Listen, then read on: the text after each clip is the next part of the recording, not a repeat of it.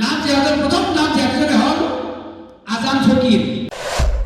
শংকৰ মাধৱৰ লগত আজানৰ নাম সভা নাপায়। শংকৰদেৱৰ লগত আজানৰ নাম হ'ব পাৰে নেকি? মইতো স্পষ্টভাৱে কওঁ, যিটো ভাৰতৰ লাভ জেহাদৰ প্ৰথম লাভ জেহাদজনে হ'ল আজান ফকীৰ। 16 শতিকা সেই আহোমৰ শিৱসাগৰৰ আহোমৰ হিন্দু ছোৱালী বিয়া কৰাইছিল সেই ফকীৰজনে। প্ৰথম লাভ জেহাদী বুলি ক'লে সেই ফকীৰজন আজান ফকীৰ প্ৰথম লাভ জেহাদী হিন্দু সমাজত।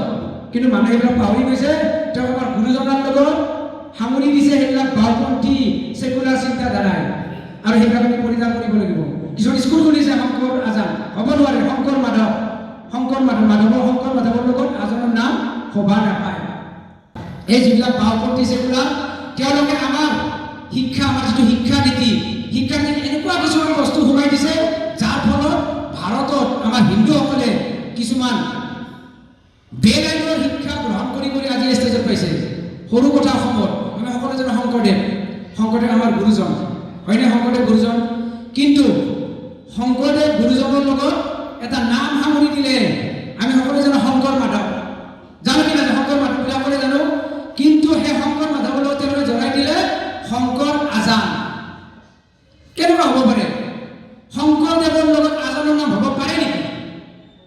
শংকৰ মাধৱ সদায় মাধৱ হৈ থাকিব। কিছুমান বাওঁপন্থী ছেকুলাৰবোৰে শিক্ষাত কিতাপত এটা লিপিবদ্ধ কৰি দিলে যে এইখন শংকৰ আজানৰ দেশ। কেতিয়াও নহয়, এইখন শংকৰ মাধৱৰ দেশ। আজান ফকীৰ মুছলমান ধৰ্মৰ ফকীৰ হিচাপে আহিছিল। আৰু আমি যদি কওঁ বিশ্ব হিন্দু বছৰ যদি কওঁ, মইতো স্পষ্টভাৱে কওঁ, যিটো ভাৰতৰ লাভ জেহাদৰ প্ৰথম লাভ জেহাদজনে হ'ল আজান ফকীৰ। 16 শতিকা সেই আহোমৰ শিৱসাগৰৰ আহোমৰ হিন্দু ছোৱালী বিয়া কৰাইছিল সেই ফকীৰজনে। প্ৰথম লাভ জেহাদী বুলি ক'লে সেই ফকীৰজন আজান ফকীৰ প্ৰথম লাভ জেহাদী হিন্দু সমাজত। কিন্তু মানুহে এইবিলাক পাহৰি গৈছে। তেওঁ আমাৰ গুৰুজনাৰ লগত সামৰি দিছে সেইবিলাক বাওঁপন্থী ছেকুলাৰ চিন্তাধাৰাই, আৰু সেইবিলাক আমি পৰিত্যাগ কৰিব লাগিব।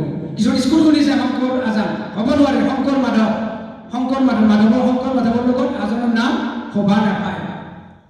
এইবিলাক এটা সময়তে ছেকুলাৰবিলাকে এই মোগলে যে ভাৰতত আহিছিলে শিক্ষানীতিত এনেকুৱা কিছুমান বস্তু সোমাই দিছে, যাৰ ফলত আজি এই অৱস্থা আমাৰ।